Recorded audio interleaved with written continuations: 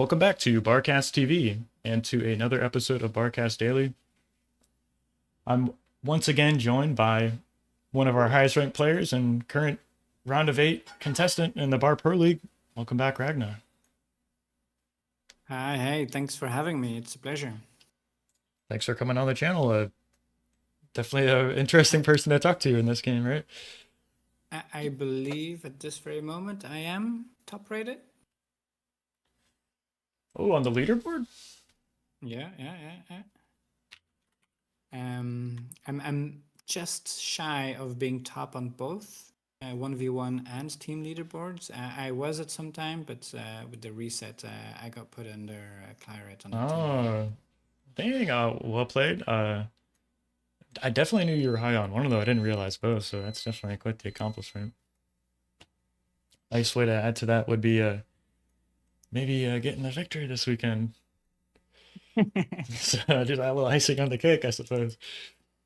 I'll certainly try my best. I hope so. Anyways, no, thanks a lot for having me, Barcast. It's always fun, and these tournaments you host are also really nice. I really enjoy them.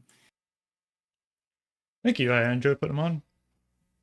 Yeah, I have the round of 8 bracket pulled up. Excuse me. Do you have any thoughts on this or predictions? I know you've posted one. Yeah. I don't like being. I enjoy being the underdog, I guess. So I don't want to put myself as winning. No pressure, please. Thanks. Yeah, I But understand no. that. That being said, I think Chisato plays really well when he's had some practice. I haven't seen him play much 1v1, so I'm not sure how well he's going to do. But in general, I think he's a really good player. So, Yeah. if I'm not mistaken, Chisato or Yudi just won a 1v1 tournament in FAF, like just within the past month, I want to say. So, yeah, definitely like a strong 1v1, like winning player, I'd say, something like that, can take down a tournament and not choke or something like that. So, yeah, and he does a good job of having both good micro, being aggressive, and then behind that, echoing really hard. Usually, a lot of players do one or the other, but he does both well. So that's definitely dangerous. if I could get your predictions on like Zillow Goopy, I think that's the toughest one to predict. I think both could have it, but maybe Goopy wins. But I'm not sure on this one. I think Zlo can have it as well. Yeah, that's I find that a difficult one. a tough one for sure, and I'm really hoping that's gonna be a great match. Go to game 3, give us some pretty tense gameplay there. So I'm gonna have some great semifinals. The finals should be a banger, best of 5, right? So I get to see everything people have prepared, right? So should be an excellent series. Yeah, the map pool is nice to it. There's a nice variation. It's pretty good, yeah. Here's a quick shot of a round of 16. We'll talk about this more on Saturday, but yeah, I hope you all can come out and make this. It's going to be Saturday the 24th, 1400 GMT. So come check it out. I also really like. I also really like the whole process of like the ban and pick phase. It's nice. It gives some planning. You have to think about which opponent you play and so on. Yeah, there's a little bit more of that strategy, and rather than just these are the maps, go and play. I think so too. You get a little expression from the players. So, and of course I can put some bad maps in there and air quotes, right? And it's like you're not forced to play on maps you don't want to. So you always get a ban, which I think it's good, right? Yeah, and then the same with the water thing. If you don't play with water, you can ban it, but then you kind of spend the ban that you can't direct the other maps towards what you prefer. So it's a nice balance to. If I could get your opinion on playing a best of five maybe earlier in these any of these series. I'm not sure if you think that's quite necessary, or would you enjoy playing a best of five? What are your thoughts? Yeah, I don't mind. Well, this is definitely smaller tournament, like one day tournament, than some of the bigger ones like the Alpha Cup and so on, or the team game ones that can last really long. Hmm. But yeah, I guess the smaller the maps, the bigger the series can be. Yeah, If I it's see. like I these see. huge maps that get to take three and everything like that, best of five can drag on and kind of exhaust you too. Okay, fair point. Just another consideration in making the map pool. I'm sure we could go on and on about like formats of tournaments and what we know what could suggestions could be and all that. So I am looking for feedback, of course. So feel free to post any of that. I think there's a suggestions tab on the Discord. So if y'all do have feedback on the league as players or spectators, feel free to put that in there. So best of luck this Saturday, Ragna. Really hope you do well, man. It should be a great series or just tournament, regardless of what happens. So Yeah, thanks, and yeah, no, regardless, I'll have fun. Even if I immediately lose or something, I'll have fun even watching after. well, that out of the way, I have some replays downloaded. How would you care to offer me some advice on any of these? I think I have some replays of myself playing, and I'd love to hear some feedback on any of this. Yeah, no, I'd be happy to. I think a great joy for me personally in bar is helping others, kind of show what I know and give back. Like, oh, I figured something out. Let me show that how I do that. So maybe that helps other people play better. I think this is really fun for me. It's good to hear. I will say I find the same satisfaction, giving back or sharing, your thoughts or insights in some ways. So Yeah, I tried I made some YouTube videos as well about how I play and everything like that. Takes a lot of effort and time to make them. So like hats off to you for putting in the effort to do that. yeah, And thank you for that. And I will say that I am aware of the ones you have posted, and the one on teching and like when to tech. I would direct most players to that for sure. It's a really well done, really well done one. So thanks. I would like to make more of them, but I don't have inspiration for what to do. So if anyone wants to like request a specific kind of video that I can do, I'd be happy to oblige. I'll have to think of something here. So this is a match you and I played just the other day. I think I'm missing something. It's like I know you're abusing something in my play here. So I always try to abuse. Abusing is good. Like, if you abuse, you're doing good. absolutely. So I haven't watched these yet. I haven't exactly gone over it myself and seen what was the issue, but maybe some of the broader brushstroke things. If you see anything you notice, just feel free I to point them out. haven't seen this replay either, so I'll keep an eye out. But I see your cortex. So I imagine bots. I think I go armed vehicles Oh, here. your arm. Oh, I'm Yeah, sorry. yeah, I mislooked your no arm. Yeah. problem. So your vehicle, yeah. Because arm bots, it's so dangerous. If the other one has core bots, it gets really tricky. So that's an interesting point. I've noticed you've been opening arm bots against certain players. Like, is that like Yeah. a dice roll, or are you just gambling? It's like, well, I know they favor vehicles, so I'm not gonna get the bad matchup, I suppose, or Um. like what is? Yeah. Maybe yes, but also I would like to try to beat core bots with arm bots. I feel like, but when there's this like meta of like, oh, everyone does this. I really enjoy finding something that counters it because I feel like you get a huge. It's in large part my way of gaining an advantage.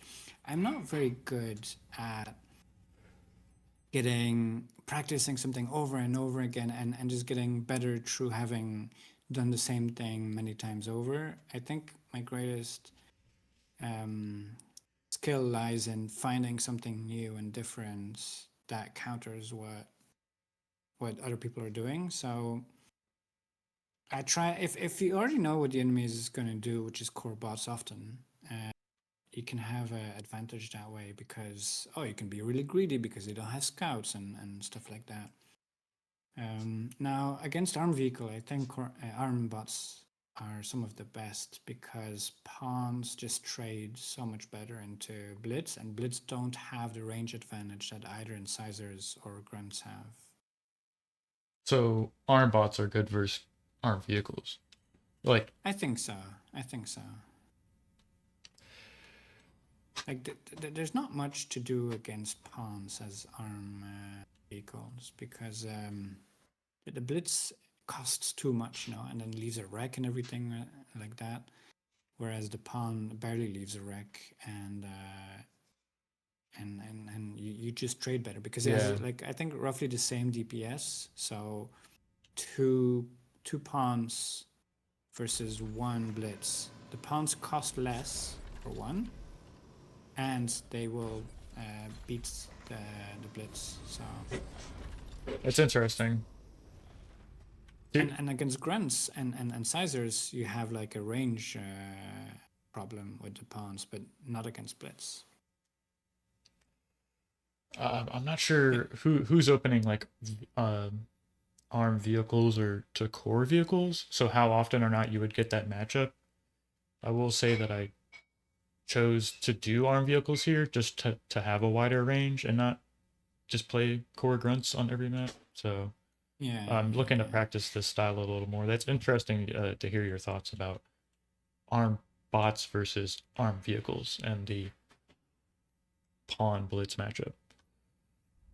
So Yeah, which well, is you do good here. You send a scout, so like first scout and then some cons behind that. I think that's very safe. You could even go with first two scouts, so you go one through each direction, so you know if the enemy is like rushing you on one side or the other. But yeah, I um, I did like it in this build power out earlier. So like the yeah. scouting is great. So I do like the one and then into the con here. And then I think it's like five or six more scouts. And then I do second con.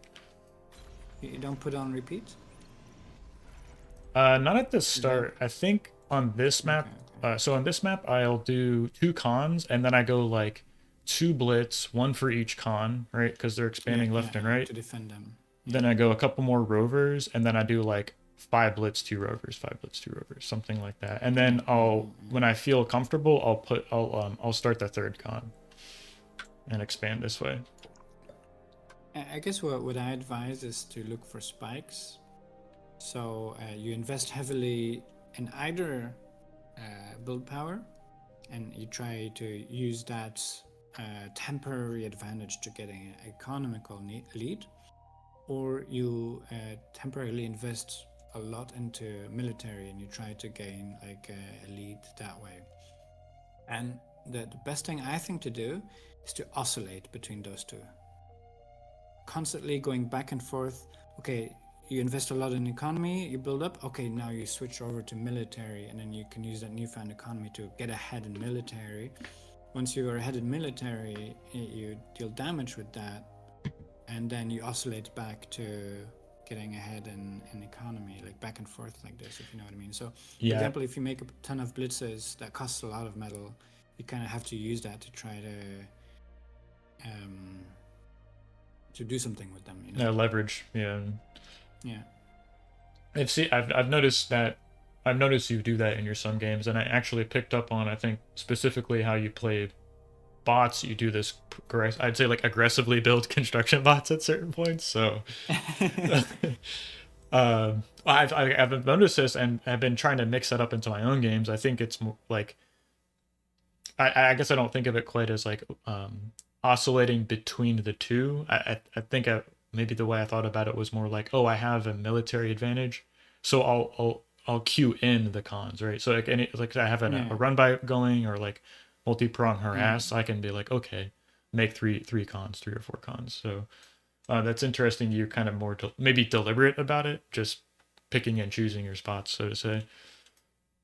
Yeah, yeah, yeah. Oh, I'm being aggressive here, committing to. And yeah, if you're very aggressive, that kind of leaves you a bit safe because the enemy like puts a lot of, especially their time, not even their units, but their time to micro that defense.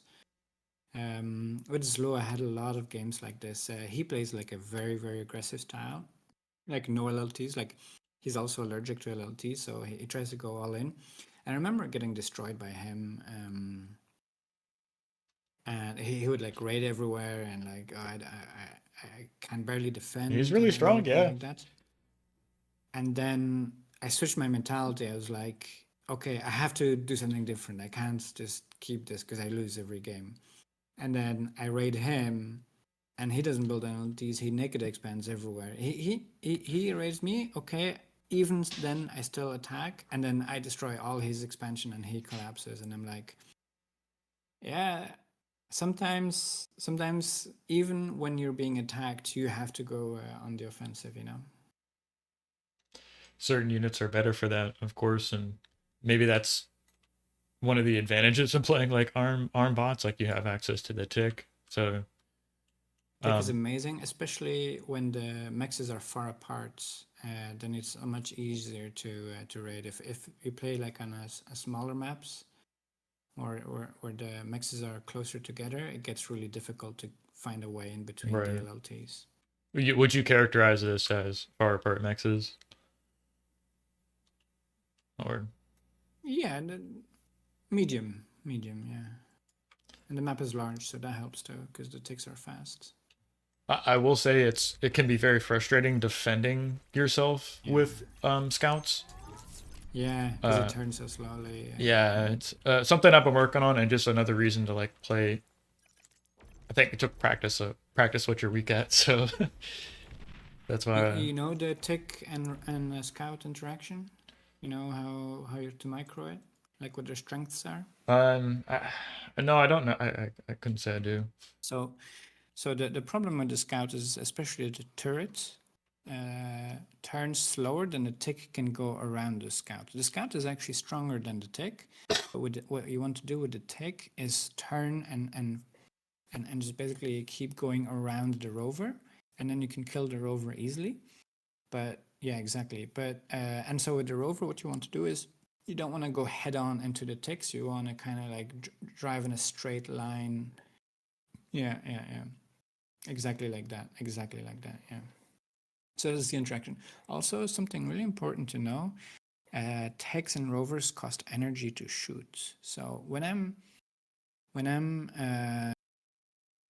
harassing like this or I'm defending like this and I have no energy, I like to sometimes quickly go to my commander, build either degun.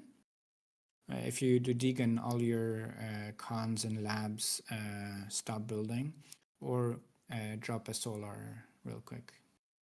So I don't actually degun, but I just do the D to degun, and then when you do that and you don't have energy, the game is like, oh, he's trying to degun, but it doesn't have energy. All cons pause for a moment, and then you have energy, and then you go back to your attacks. That's a couple of great little points there. Thank you for sharing that.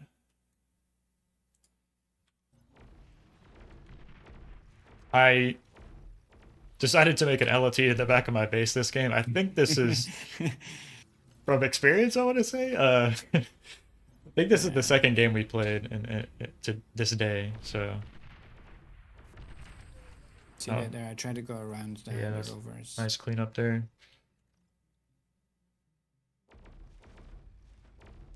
Kind of AFK units. Not sure what I'm doing here, but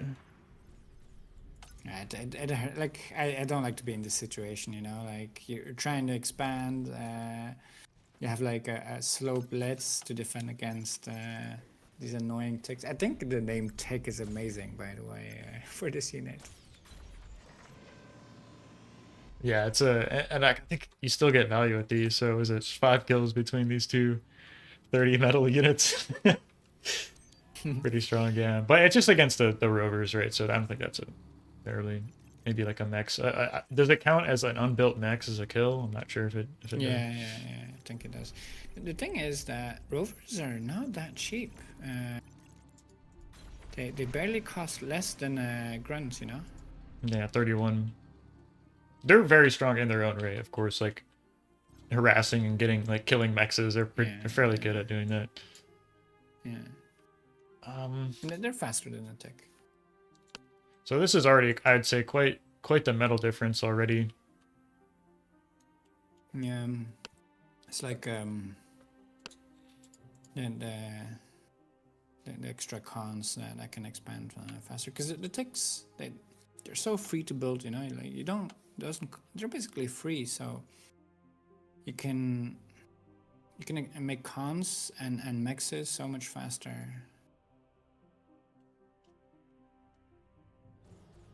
And yeah, if you make blitz, if you have to make blitz, that's 100 metal. That's really expensive, you know, Yeah, I'm compared to. stalling on metal here at the moment. I'm trying to make blitzes. Yeah.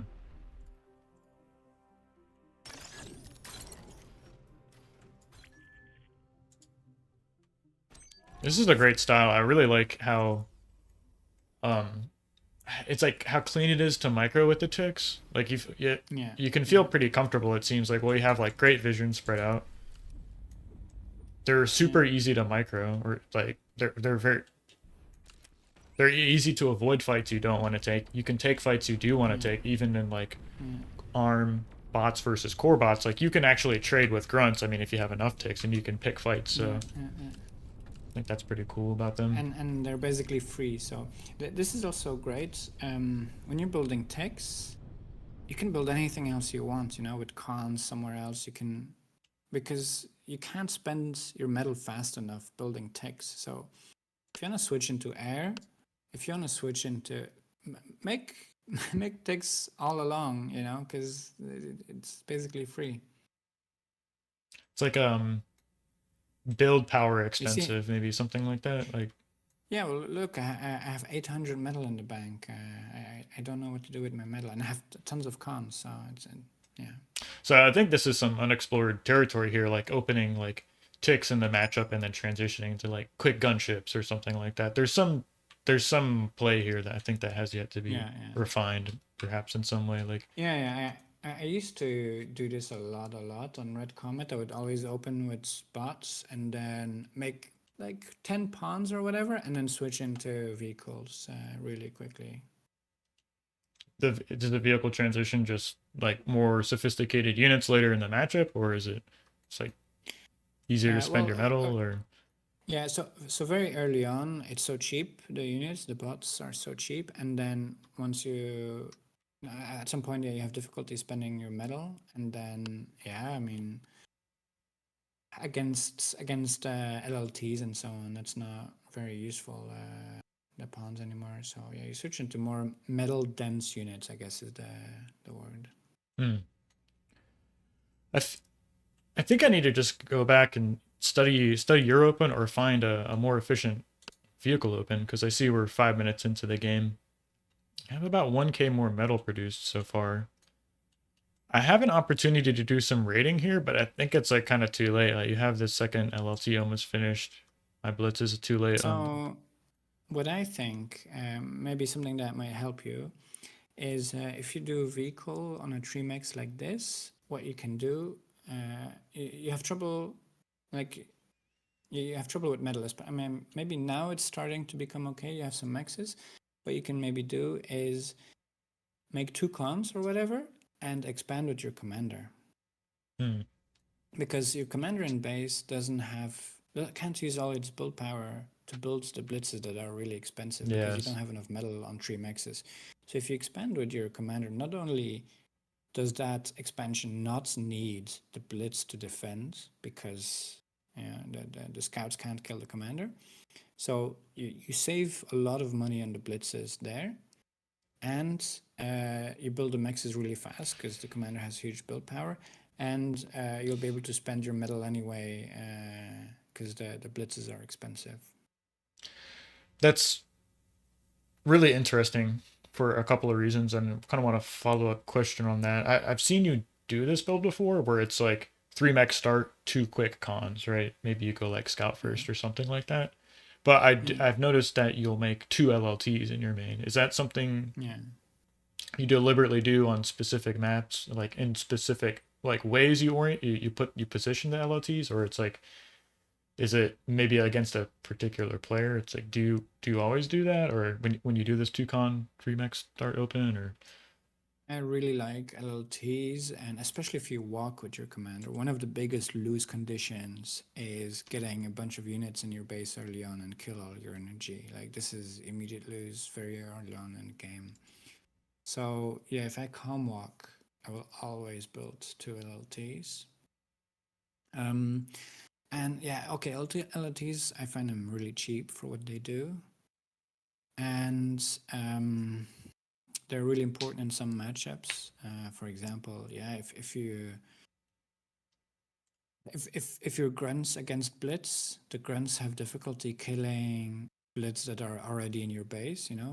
They can kite, but if the blitz are in your base, it's yeah, too late, and yeah, the LLT provides that damage that the grunts can't provide. If if, for example, you would blitz against grunts, the grunts can outrange you.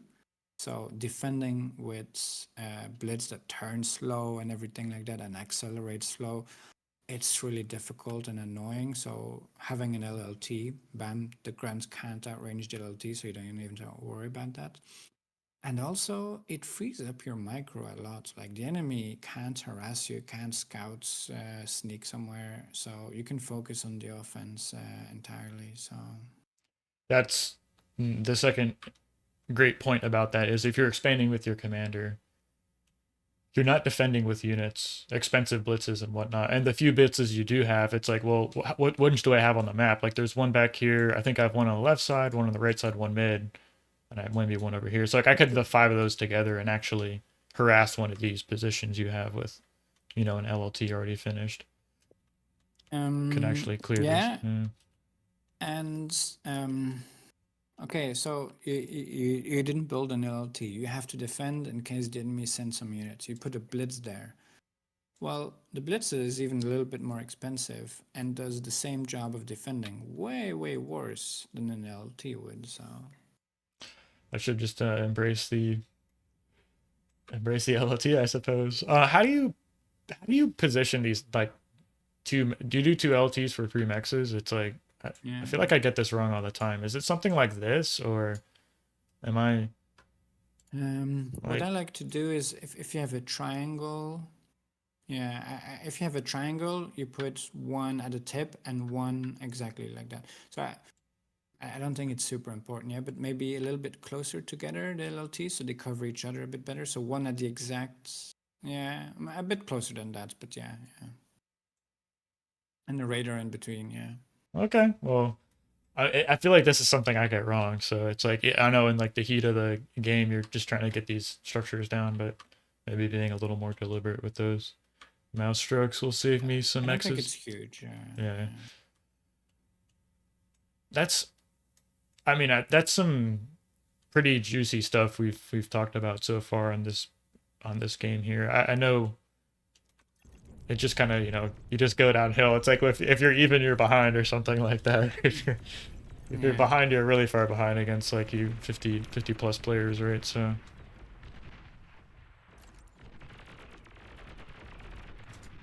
Yeah, I guess you have to keep track of your win condition then,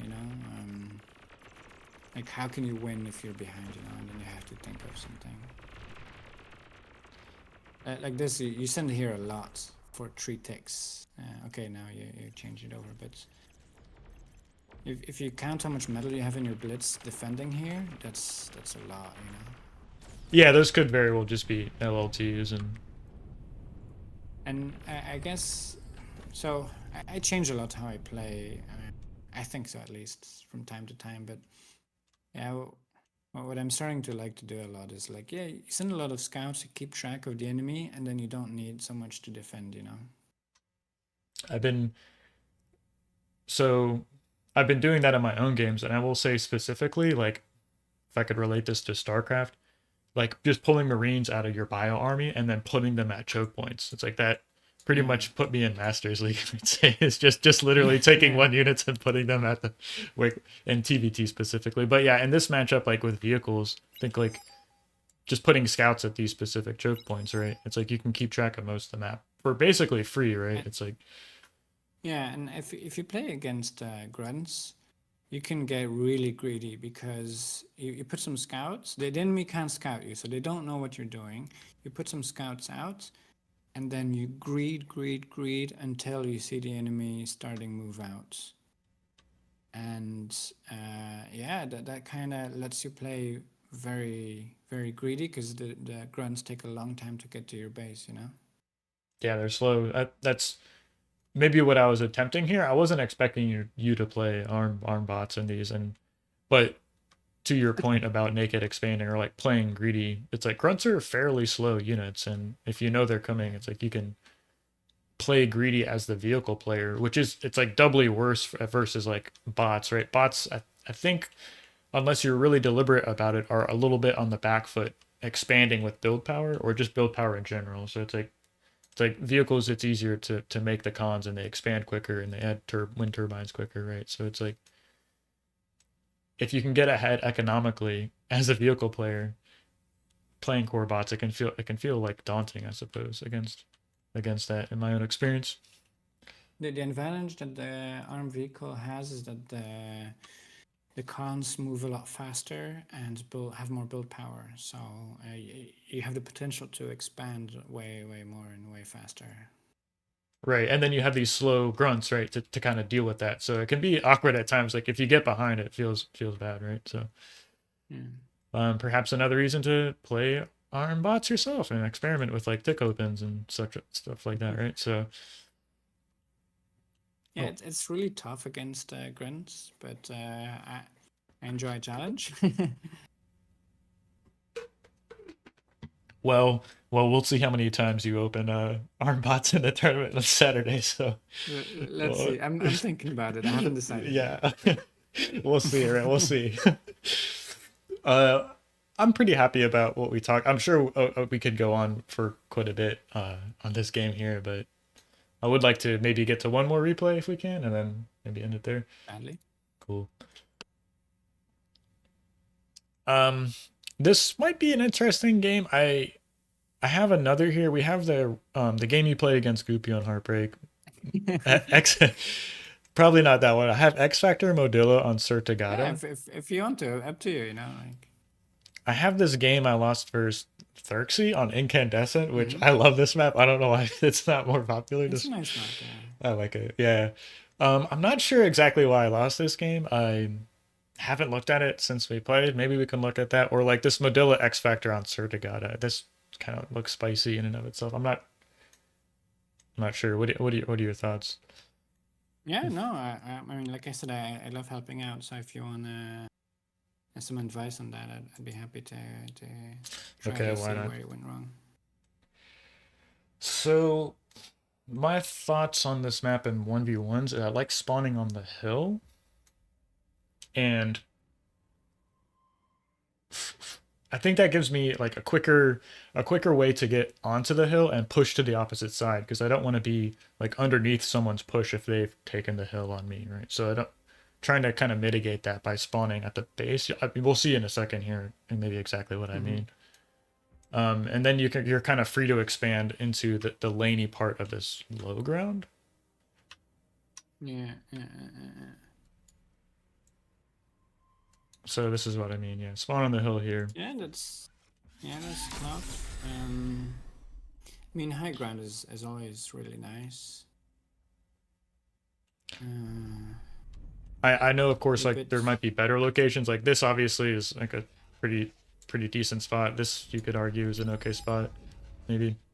yeah, yeah. I guess I would spawn forward, but I don't think it's necessarily bad to start where you are, especially because you're so close to the geo. That's also really nice. Um, Although, wh- no, the wind is so high. Yeah, I'm not sure you want geo actually. I want to say I commit to making a couple of geos in this position. So I'm like 17 wind. It's not as efficient than just spamming wind turbines, but I don't know. Is it not? I to be honest, I'm not sure like what is like the break point Yeah. between making more wind turbines and making. I'm not a math guy either, but I mean this wind is like phenomenal because not only is it really high, but the minimum is super high, so And the you wind don't even risk is have to zero. worry about the wind dropping. So uh, That's really I did strong. not Yeah. used to I did not used to play this way, but nowadays if I see this, I'm thinking I want to try to play very macro oriented and spam a lot of wins, like a lot of wins. The maxes are 2.3 also, that's really high. So you know you're gonna have a really big economy if you invest in it. So I kind of try to set out a goal for me during the like before I start up, like what am I gonna do in this game, and then if I see the wins that high and max is 2.3 and everything, and there's relatively lots of maxes, I'm thinking, okay, I'm gonna try to win through having a superior economy, and then just you know all over like that. So I have this kind of mindset depending on the Yeah. map or what I want to do.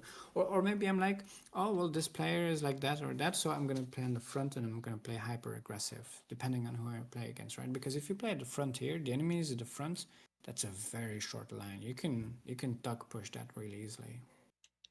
That's that's an interesting kind of meta decision. Now, it's what kind of map dictates what kind of style you play. I think I make the mistake of just always being macro orientated, and I've never really considered it's like, oh, on a pretty small map, you might want to think about just winning through some kind of micro strategy or like some kind of unit composition. I'm not sure how to say it exactly, but I think Well, most of the it's time nice to have both so that the enemy doesn't know what you're going to do, so they kind of have to prepare for both, I think. that's a great a great point to make about having a range in these kinds of games, and one of the reasons, like I was saying earlier, just playing armed vehicles in the matchup on Canis River against you. It's like So, yeah. So you're going two cons and then oh, okay, and then lots of grunts. That's not bad actually. That's a pretty good opening. yeah, I feel like off the two mech start you can get away with the two bots first, right? So and then I think Yeah, I try and go four wind turbines, like 4 or 5 wind turbines after the lab finished. So do I have energy to assist? Okay, so I haven't really accessed any, so not bad. No good spot to make a radar. I think if it was on any other map, I would just make a radar here with like that much energy in the bank. yeah. Grunts will be your radar, I All guess. right, yeah. And then at this point, I just get two grunts per con, and then I think I'll just start moving out with the cons and then reinforcing the ones I leave with. So I think I might move out with these. Yeah, if you feel confident with your micro, I think you don't have to leave your. Well, it depends what the enemy has, but especially if it's core versus like core bots versus core bots, you don't have to leave your grunts with the cons because you can just expand in every single direction simultaneously, and then as soon as you see enemy units, you can react to it. Right, If you right, know what I mean, right. and then not only do you not have grunts sitting around not doing anything, but then also um, you can react better because sometimes people will concentrate their grunts. They'll Mm-hmm. send somewhere with 5 grunts. So if you have 2 grunts sitting somewhere and they do this 5 grunts run by or something like that, you've just lost that. But if you've sent them out, you can see it coming way earlier and you can react to it. So I've changed this as well because I used to park my grunts around, but I think it's not bad to just send them out into every single direction, and then you see the enemy coming in, and then you don't have to defend with your grunts. That's That's a great point. I think I tried doing that up here, but I was much more Yeah. defensive on the bottom side of the map. So like, yeah, these two grunts down here that are idling could have just came through and checked these two attack paths, right? And then And you have two on your other mechs in the north as well. Yeah. I would alternate between that and yourself sending some concentrated grunts. Like, you know, you send 5 in a bunch in a little spot, enough to kill an LLT or something like that. And especially what's even best of all is you send a concentration of 5 grunts with 2 grunts in front. So if the 2 grunts in front run into something, the enemy doesn't see your 5 grunts behind it, so they'll think, oh, it's just 2 grunts. And then when you make contacts near the enemy base with the units, bam, there's suddenly a lot more. that's a hot tip there. Or you can also like choose to reveal, choose not to reveal the extra But little. all these things require a lot of micro, and like now you have already so many units everywhere, it starts to get overwhelming really quickly. Um, don't mind playing towards a ceiling though, right? It's like setting the bar. It's like okay, Yeah, defending and yeah. attacking everywhere with grunts, and then playing up to that. So I don't mind that too much. Those FAF players are really good with that because they play zoomed out, and then that lends well to this because then you can micro at 2 different places at the same time. Yeah, see, this is like my current camera view. And one thing I even Oh, changed, yes. one thing I even changed was setting the like minimum zoom the highest it can be. Mm-hmm. Oh, okay. Uh,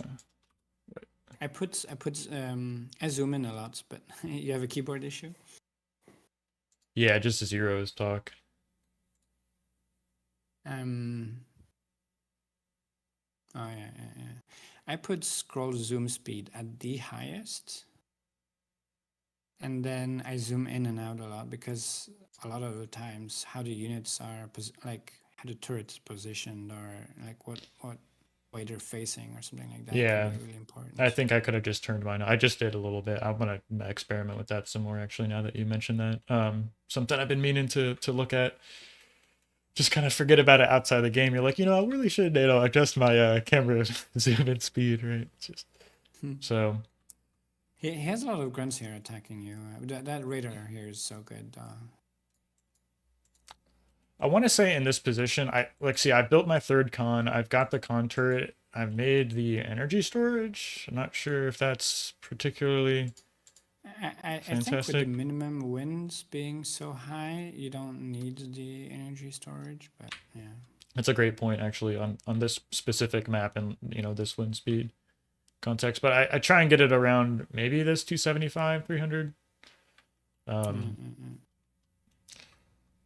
Instead of like adding on solars, right? So not that you would even really need solars on this map here. So It would be really great if you're able to get in between those mexes there where he's expanding, you see? Like he has 2 cons expanding to the front.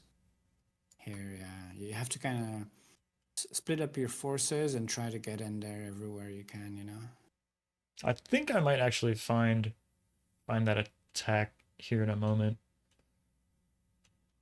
Yeah. So see, you had like really nice opportunity here to take that. Yeah, the punish the greed here.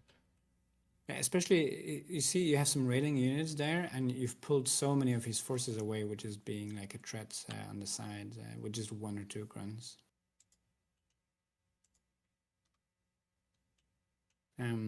So splitting forces too, I found out is so strong. Just send a couple in each direction, and you can accomplish so much more with that. Is it finished, DLT? Barely. So yeah, you could have split off a couple grunts there and taken out all those mexes there. You see Yeah, that? that would have been great damage. Just like a little more awareness and speed at that earlier part of the Yeah, I mean game. that takes time, man. Takes a lot of practice to get that, and in a way, dedication too. It sounds a bit weird to say. Oh, here you could have gone into the base. You see that? I don't know if you're gonna try that. And then, see, this is a huge win con. Is with wind map like this, you kill this wind. Look how Turkey to me, this is absurd to me. Look at this wind. Like you get a couple of grunts in there for like 3, 4, 5 seconds.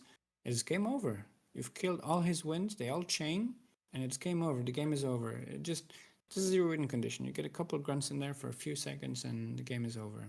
He doesn't even have an LLT to defend or anything. I think the big takeaway here is just being a little more aggressive with like pressuring with the grunts, and obviously you Mm. don't have to take fights you don't want to in some regards. So it's like we Well, talked if about you this do over here. And if you do that, you have to have the micro to also retreat as soon as you see an LLT, for example, which can be demanding. Are you making advanced solar?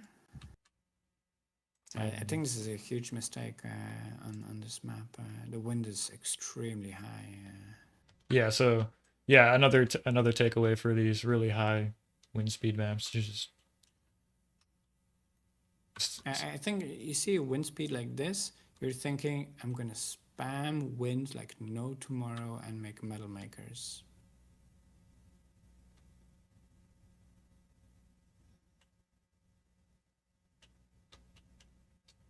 You're trying to get in, but it's a little bit later. Yeah, you had some units in place.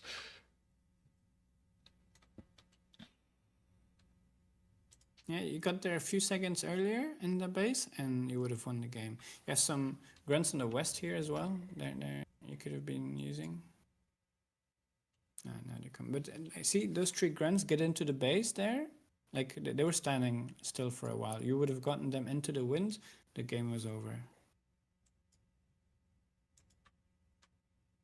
Yeah, so just a lot of missed opportunities here it seems with these grunts. Yeah, it's like, it's tough being omniscient, right, and seeing everything. And Well, yeah, obviously, but yeah, I guess you have to kind of like with grunts and pawns and stuff like that. I like to imagine the idea of being a fluid with them. And this sounds like some stupid Bruce Lee stuff. What I mean by that is like trying to get into every tiny little hole. You see the LLT range really well when you're raiding, right? You just go around the LLTs. If there's like a little spot between two LLTs, you go in between them. If so, sometimes people put an LLT on the edge of the map, but the LLT doesn't entirely cover the edge. Hub, send some units in there. Try to get in everywhere. yeah, something I've been trying to be much more deliberate about is good LLT positioning. I know this It's one's nice, fairly yeah. obvious, right? But like just Yeah. centering it up and choke points and whatnot. Yeah, and I think vehicles here can be really strong. You switched into, especially the pounder. Like the enemy is spamming grunts. Yeah, okay, like 2 pounders and you completely shut it down. Yeah, Uh, start off 2 pounders into two already and two then lashers. yeah, the artillery up on the mountain that can be super strong. This could be another win condition for you. Send some pounder and artillery over the north, I and think then shoot from the high ground. I was thinking about doing this in game, and executing it was like totally different because I Yeah, wasn't quite as clean with like just sending the second pounder. But my intention was to make 2 pounders. One goes to this front, one I send to this front here, and then like you said, like just parking two arties right there with yeah, a pounder right here. It's like, well, what are you gonna do, yeah. right? And Yeah, that would be super strong. But yeah, I mean, I know how it is. Like you plan something and then yeah, it doesn't happen. It's, that's very familiar.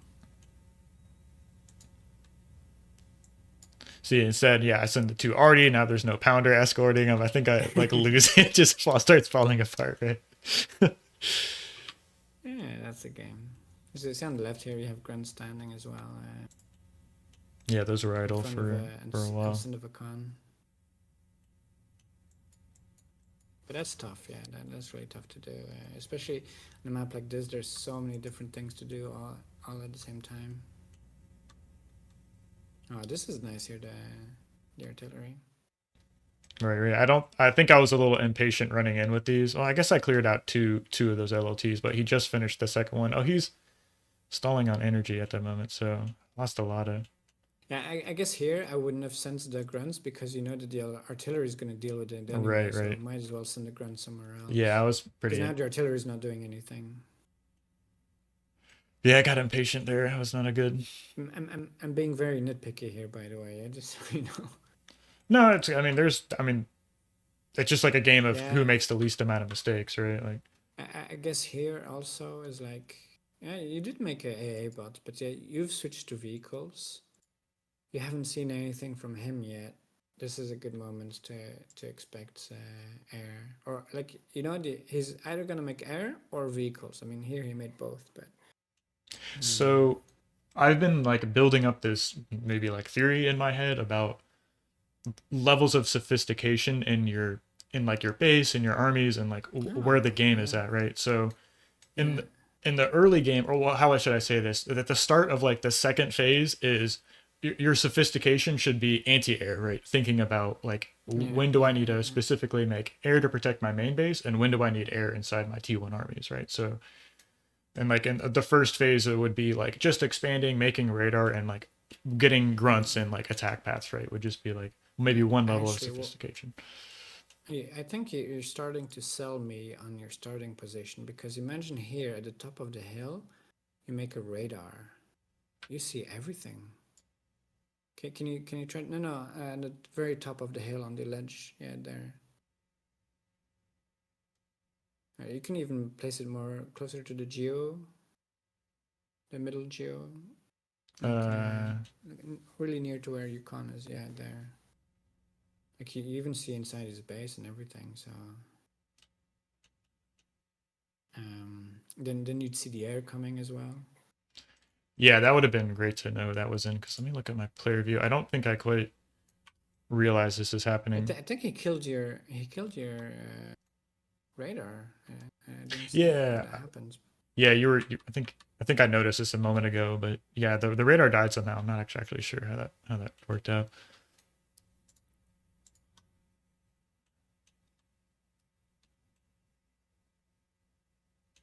Yeah. Also, something else I've started doing is starting to build my wind into lines instead of cubes like this. I build like long lines of, and it's a So lot harder to bomb. I noticed like FAF players do that with their P gens, and when I first started playing Bar, I was doing it like that, and I thought it was a little um at times I thought it was a little like space inefficient to do it like that. So I kind of switched Oh into making these smaller grids yeah, like yeah, that. yeah. So I But think it depends on the map. If it's a large map, you have more space. You can do it more easily. And um, I think if you have nanos assisting, you want it clumped up because the nano can assist it more easily. hmm,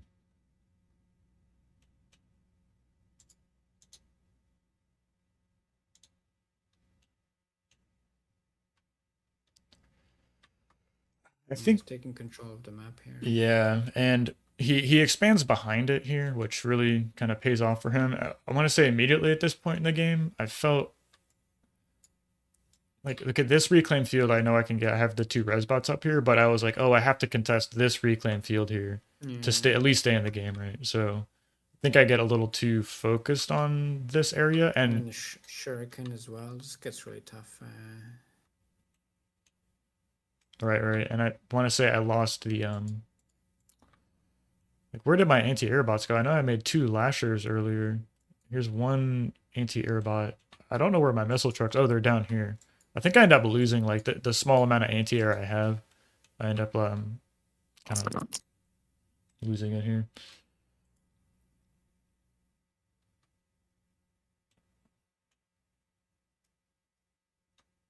You get some reclaim. Yeah, trying to be as aggressive as I can, picking that up, right? Yeah. Like time is of the essence. Uh, in a situation like this, how I personally feel, I'm like, okay, I'm losing. I'm going to lose this. So I might as well play very risky with my commander and try to hope for the enemy to go for an all-in or something like that, and me getting really good D-guns, especially because you have tons of energy. And then that's like one way to get back in the game. Right. I want to say that was a bit of my motivation stepping forward, getting this reclaim. It's like, well, Yeah, I have to get it, and if I feel maybe feel a little confident, like microing enough to like get the D guns off if he does want to, go for the especially the stouts and those pounders, those are so juicy to deacon. When I see that, I want to deacon them. you know. Yeah. It feels so satisfying to dig in them too.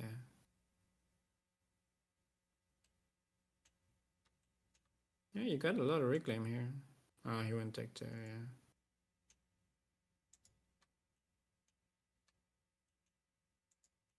I've been doing this thing like if my opponent has moved past the halfway point and is like pressuring me, that's when I'll make thugs like that. I'll never make them.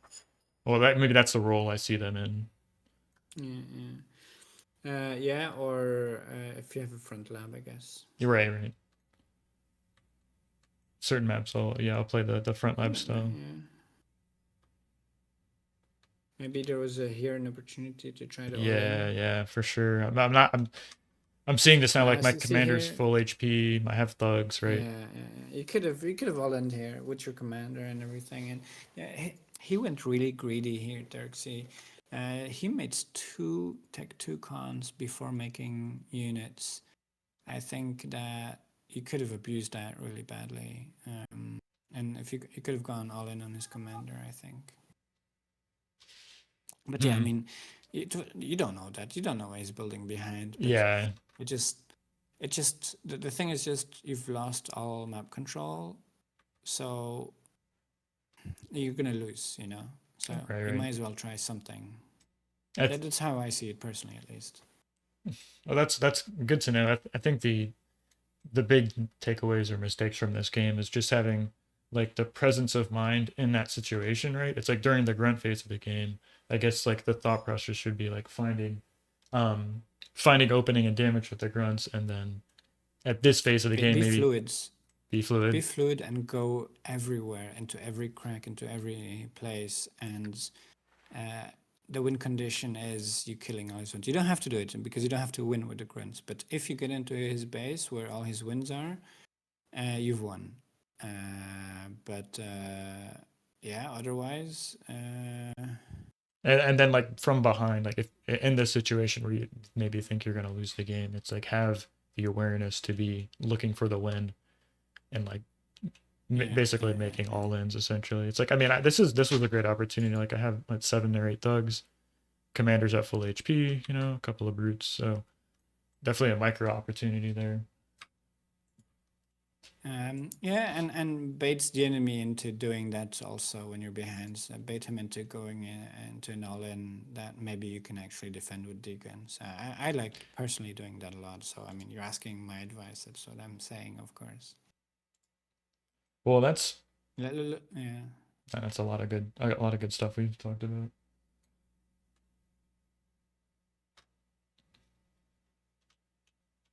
but it is difficult. I mean, including all this advice into your game and everything is that's difficult, and it's easy to forget that, and it takes a lot of games to get into all this. So, like, I wouldn't be too harsh on yourself if you don't get it right.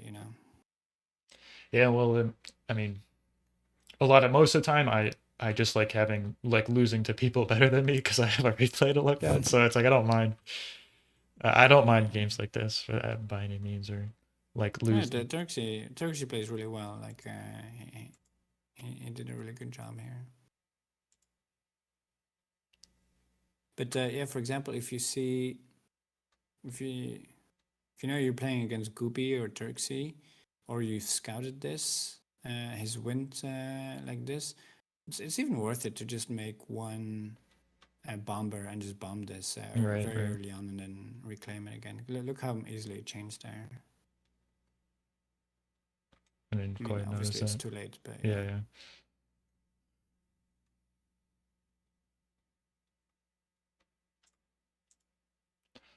yeah. I think that's enough. I kind of have some Mm. stuff to take away from here. Is I think a good place to kind of wrap it up. Yeah, if y'all like this kind of content where we bring in, pro level players, higher level players, interviewing them, consider hitting the like button, subscribe. Ragna, thanks a lot for coming on, sharing your expertise and thoughts. My pleasure. I enjoyed this. This is fun. Good luck this weekend. Really, really hope you try your best, get to put on the kind of games you see for yourself. So good luck. Hope you play well. Thanks. I will. Right on, man. Thanks everyone for watching, and I'll see you guys this Saturday at the Bar Pro League Finals. So hope to see you all there, and take care.